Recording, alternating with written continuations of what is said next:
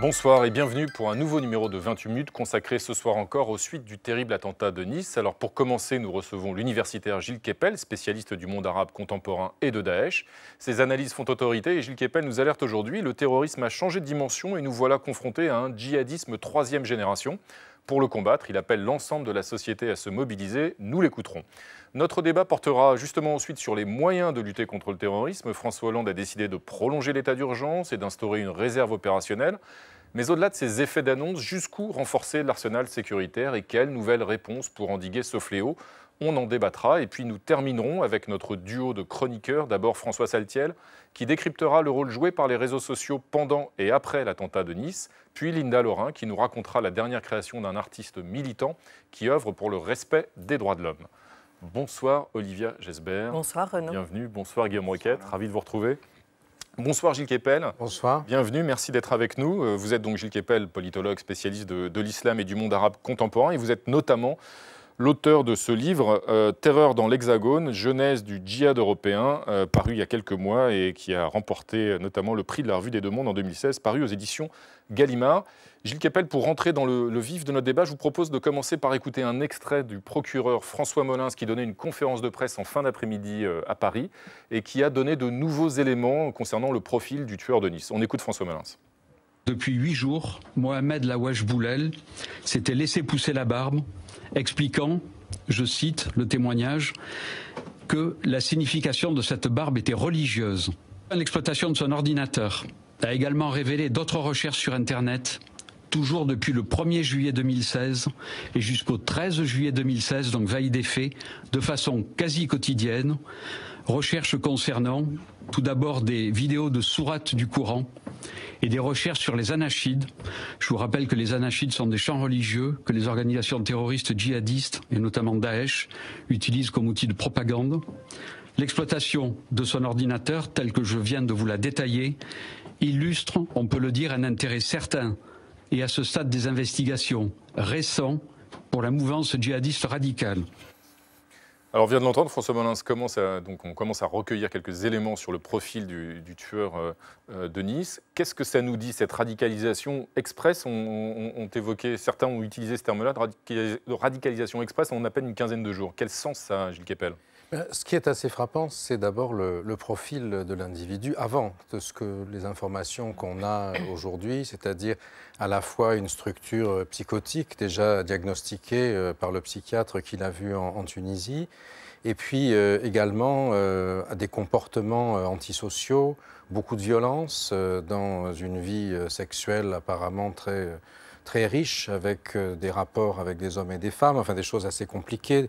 Et donc quelqu'un qui est dans une situation complexe, des altercations quand il est au volant de son camion. Et puis ensuite, cette recherche des images sur les réseaux sociaux. Alors là, le procureur n'a parlé que de sourates et de chants anachides, ce sont des chants a cappella qui sont très utilisés par Daesh. Depuis le 1er juillet, dit-il. Voilà, dit-il.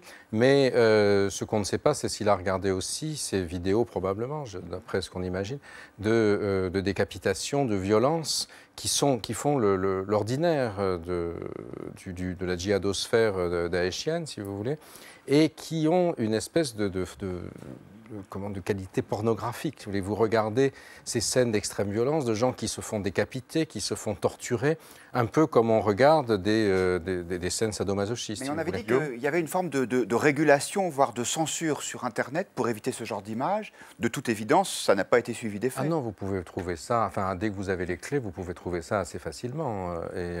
Ça, c'est pas très compliqué. Donc, pour l'instant, avec beaucoup de prudence. Quand vous dites les clés, ça veut dire qu'il les avait avant, il savait où chercher, ou il avait déjà des prédispositions pour se radicaliser en 2 semaines comme ça? Je n'en sais rien en ce qui le concerne, mais si vous êtes dans un milieu où on vous dit quel site chercher ou qui vous envoie un lien, c'est très facile de trouver toute cette propagande. Moi, je suis nul en ordinateur vu mon âge, mais mes étudiants à qui je demande ça me fournissent tout de suite tout ce que je veux.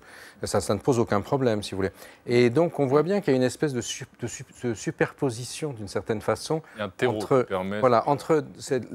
une prédisposition à la violence pour des raisons personnelles, et puis la possibilité de traduire ça à travers justement cette imagerie à la fois pornographique, mortifère, et qui en même temps vous donne le sentiment que vous êtes un héros, un martyr, et que finalement la logique suicidaire et violente qui est la vôtre, vous allez pouvoir la traduire dans une espèce de dimension métaphysique et planétaire.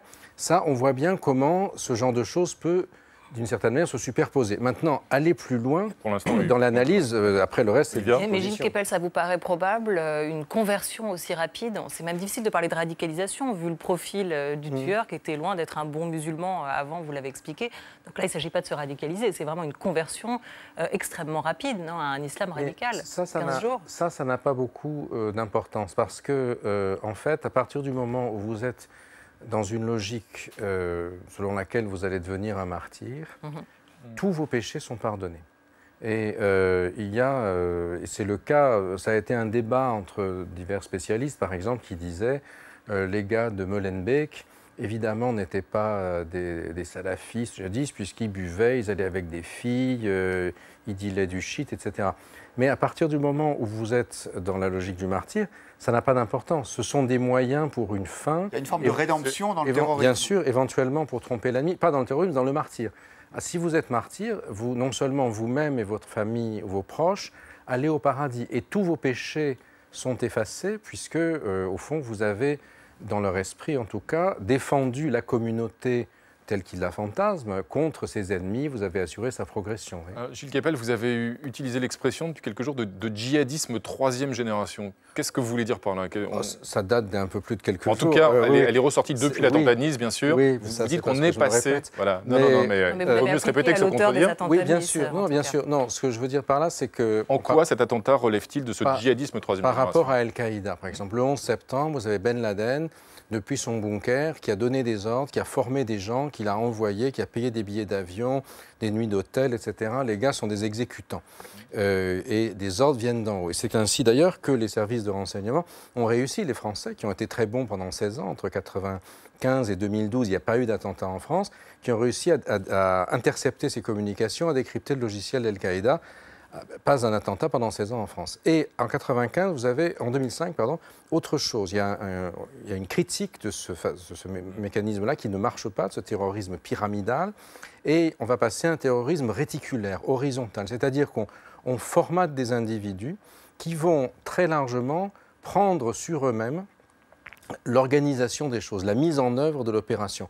Alors ça peut passer de Kouachi, Koulibaly ou du 13 novembre, où on a des instructions, en tout cas pour le 13 novembre, ce sont des gens qui sont venus de Syrie, qui se sont entraînés en Syrie, mais c'est Abaoud et les autres qui ont très largement mis les choses en œuvre. Ensuite, ce qui s'est passé le 14 juin avec le tueur de Magnanville, qui met ensuite une vidéo en ligne à partir de Facebook Live. Après avoir tué le couple. Et vous avez la scène horrible de l'épouse baignant dans le sang, du petit garçon terrorisé, et puis de la liste des cibles qui sont à tuer. Donc là, il y a des instructions. Oui, mais alors attention, parce que, non, justement, lui, il le fait lui-même. C'est quelqu'un qui a un passé, qui a été déjà dans un groupe djihadiste, qui a été condamné, etc. Et quand c'est mis en ligne sur le site Armak, celui qui revendique, ça veut dire Armak el-Ikhbari en arabe, c'est-à-dire du plus profond, ça veut dire du plus profond de l'info, si vous voulez. Daesh, enfin ceux qui gèrent ce site, on ne sait pas si c'est Daesh ou pas, on ne sait même pas si ça existe encore. Ceux qui gèrent ce site-là coupent l'image de la femme, une stratégie de communication. Et ensuite va couper 2 jours plus tard la liste, parce que pour eux, c'est contre-productif. Vous avez quelqu'un qui a une initiative, qui s'inscrit dans la logique de Daesh, mais politiquement, ce n'est pas très bon. Là, on est encore à un stade qui va plus loin, puisqu'on a l'impression d'une sorte de djihadisme qui marche tout seul. C'est-à-dire qu'il n'a rien revendiqué comme tel, il n'a pas fait de vidéo, contrairement à l'Aroussi Aballah à Magnanville, mais simplement, il y a 4 lignes de Daesh qui disent, dans ce site Armak, celui qui a mis en œuvre l'opération d'écrasement. C'est le terme das en arabe, qui veut dire... ce à quoi appelait Adnani, c'est-à-dire il faut utiliser votre voiture pour écraser des gens, comme on écrase des chiens. On dit ça pour écraser des chiens en arabe aussi. Et c'est quelque chose-là, il a fait ça lui-même, alors avec travers ce processus qu'on essaye de comprendre, qui trouve un lien entre une structure psychotique et puis la violence, et puis c'est récupéré. Mais on ne sache pas, on n'a aucune preuve voilà, qu'il y ait la moindre instruction qui soit descendue. Cela étant, c'est très impressionnant, c'est le 14 juillet, c'est sur la promenade des Anglais. Il y a un autre profil qui interroge parfois Gilles Kepel, excusez-moi de vous interrompre, mais c'est vrai un terme qu'on entend revenir au fur et à mesure des vagues d'attentats terroristes, qui est cette expression de loup solitaire. Et alors Olivia, vous vous êtes penché, vous, sur cette expression qui viserait donc à laisser entendre que des terroristes agiraient seuls. Et d'où vient-elle cette expression? Le terme que vous refusez d'ailleurs à employer généralement, Gilles Kepel. Avec fureur, mais je vous laisse parler. En tout cas, on ne sait pas exactement qui est le premier à l'avoir formulé. Ça viendrait probablement des États-Unis. Il y a aussi un ancien cadre de la CIA qui a théorisé cette question autour du djihad sans chef, du leaderless djihad dans les années 90. C'est aussi une figure qui catalyse vraiment les peurs aujourd'hui. On imagine ce loup qui part traquer sa cible de manière solitaire. Alors qu'est-ce qu'il faut pour faire un loup solitaire? Est-ce qu'une action individuelle sans commanditaire et sans soutien logistique suffit à faire le loup solitaire? La première fois qu'on l'entend vraiment employé en France, c'est au moment de l'affaire Mera, en 2012, le tueur de Toulouse et de Montauban, avant que l'enquête révèle qu'il avait quand même des liens avec les milieux salafistes en Ariège, Mohamed Mera. Dans le cas aussi des tueries du musée juif de Bruxelles, d'Orlando, de Magnanville, dans le cas de l'assassin de Villejuif ou l'affaire du Thalys, on entend à nouveau ce terme de loup solitaire ressurgir et on se rend compte au final qu'il y a toujours des liens, des ramifications concernant chacun des auteurs de ces tueries, qu'elles aient réussi ou pas. En gros, dans l'histoire du djihadisme, selon les experts, on n'a pas vu d'auteur comparable à Anders Breivik, qui était lui un vrai loup solitaire, mais alors pas de l'islam radical, et qui a commis l'attentat d'Oslo en 2011. Cette théorie du loup solitaire, Gilles Kepel, vous dites que c'est une imbécilité.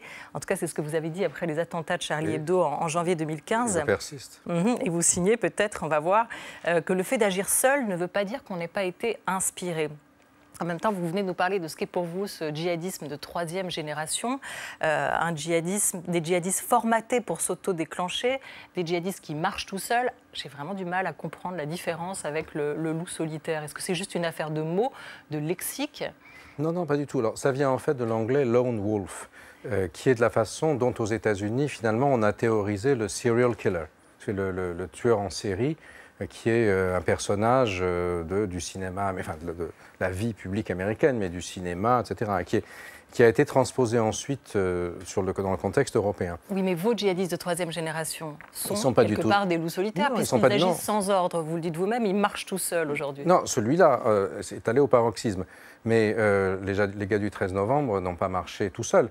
Ils ont mis en œuvre, si vous voulez, des instructions. Le djihadisme troisième génération délègue très largement à celui qui va commettre les attentats terroristes, l'opérationnalité, le choix, contrairement à Ben Laden, pour lequel les gars exercent à la seconde près les instructions, leur feuille de route. C'est comme un service secret. Conclusion, oui, un mot sur vous parliez tout à l'heure du milieu qui a permis aux tueurs de Nice de se djihadiser aussi vite.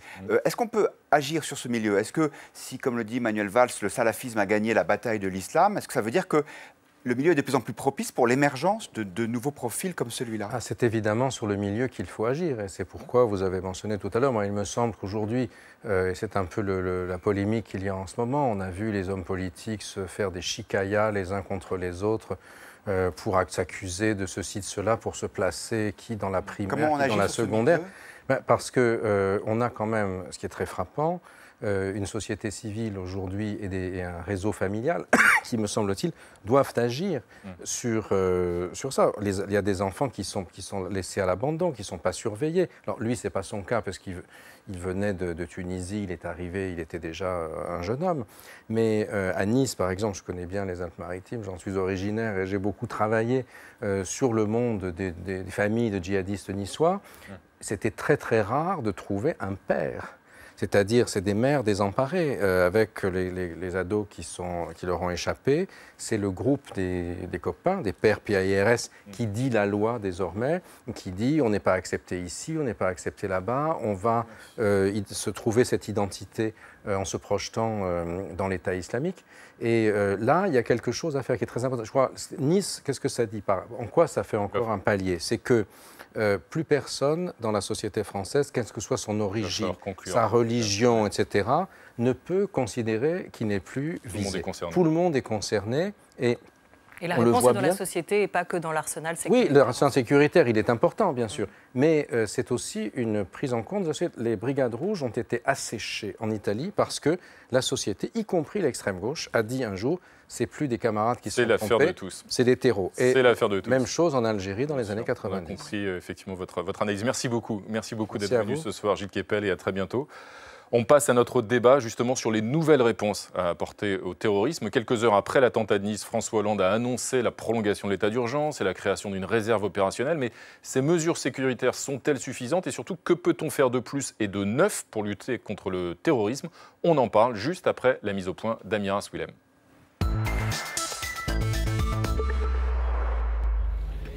Ce matin, la promenade des Anglais s'est figée dans le recueillement. Au même moment, à Bruxelles, les ministres des Affaires étrangères européens se sont réunis. À circonstances exceptionnelles, invités exceptionnels, John Kerry, le secrétaire d'État américain, a participé à la réunion. Car aux quatre coins de la planète, plusieurs pays craignent une attaque d'ampleur comme celle de Nice. Déjà durement frappée, la Belgique redouble d'attention. Des renforts policiers ont été envoyés à Bruxelles. L'Allemagne a décidé de multiplier les contrôles à la frontière avec la France. L'Italie fait de même. En Grande-Bretagne, la sécurité à Londres va être revue. Plus loin de nous, aux États-Unis, sécurité maximale en ce jour d'investiture de Donald Trump. Mais c'est surtout au Brésil que l'inquiétude est à son comble. À l'approche des JO, les autorités multiplient les simulations d'attentats comme le montrent ces images. Ici, c'est une guerre qui est la cible d'une attaque à la bombe. Nous avons mis en place au Brésil ce qui se fait de mieux au monde en matière de lutte antiterroriste. On s'est inspiré de ce qui se fait en France, aux États-Unis, en Angleterre. En France aussi, des mesures ont été prises. En plus des 10 000 hommes de l'opération Sentinelle, des renforts vont être mobilisés grâce à la réserve opérationnelle. Cette mobilisation de la réserve opérationnelle permettra au préfet dès à présent, et dans chaque département, de puiser dans une ressource rapidement mobilisable de 12 000 volontaires. Au-delà des renforts humains, quelle efficacité pour les fiches S et les centres de déradicalisation? La question se pose à nouveau. Comment combattre ces nouvelles formes de terrorisme? Bonsoir à tous les trois. Merci de nous avoir rejoints. Alors à mes côtés, Jean-Dominique Merchet, vous êtes journaliste à l'Opinion et spécialiste des questions de défense. Selon vous, Jean-Dominique Merchet, la réorganisation de la sécurité intérieure, qui date de 2008, bien, elle a pu nuire et elle peut nuire à la prévention de la menace terroriste. On va en débattre. À vos côtés, bonsoir Vanessa Codaccioni, vous êtes politologue, vous êtes maître de conférences en sciences politiques à l'université Paris 8 et vous êtes l'auteur de ce livre « Justice d'exception, l'État face aux crimes politiques et terroristes » paru en novembre dernier au CNRS. Et alors, selon vous, Vanessa Codaccioni, l'état d'urgence est une exception judiciaire, mais qui n'est pas anodine dans la mesure où elle pourrait bien finir par devenir permanente, tellement on a pris l'habitude maintenant de vivre avec. Et puis à vos côtés, bonsoir Thibault de Montbrial, bienvenue. Vous êtes avocat, spécialiste des questions de sécurité intérieure et de terrorisme. Et selon vous, Thibault de Montbrial, il faut que la France réussisse à trouver un équilibre pour vivre durablement avec ces attaques terroristes, ce qui pose évidemment une autre question qui est celle de la résilience de notre société à cette situation. Tout de suite, pour entrer dans le vif du débat, je me tourne vers vous, Olivia, avec une question en 28 secondes précise, qui est une question d'un internaute. Je la fais en 8 secondes même ce soir.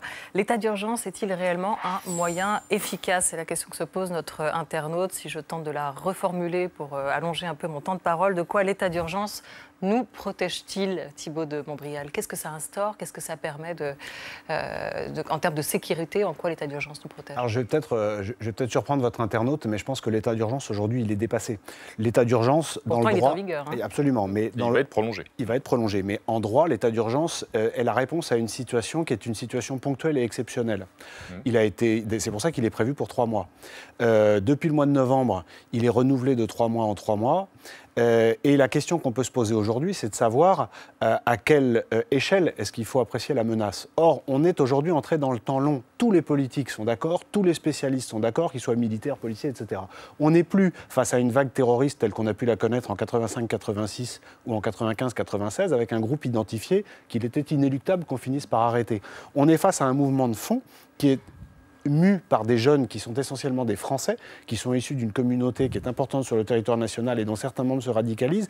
Et on sait qu'il va y avoir un double combat à mener, un combat politique sur le long terme et un combat de sécurité pendant ce temps-là pour pas que notre société s'écroule. Donc juste l'état d'urgence et des perquisitions, des assignations à résidence, il faut peut-être quand même expliquer pour ceux qui regardent. Donc en quoi, quel est le problème sur le temps long? En quoi ça neutralise ces dispositifs? Mais moi je pense qu'il faut intégrer dans la loi, et non plus dans la loi d'urgence, mais dans la loi normale, un certain nombre de mesures. Mais il faut dire aux gens que c'est déjà fait. Alors Vanessa Colaccini, c'est déjà fait. C'est déjà fait puisque il y a eu le projet de constitutionnalisation de l'état d'urgence qui a échoué, mais avec la dernière loi qui a été votée dernièrement, la loi contre le terrorisme, le crime organisé et leur financement, on a réintégré dans le droit commun des dispositifs qui étaient liés à l'état d'urgence, et notamment les perquisitions de nuit. Et puis, il y aura les assignations à résidence de personnes qui reviennent d'opérations de combat.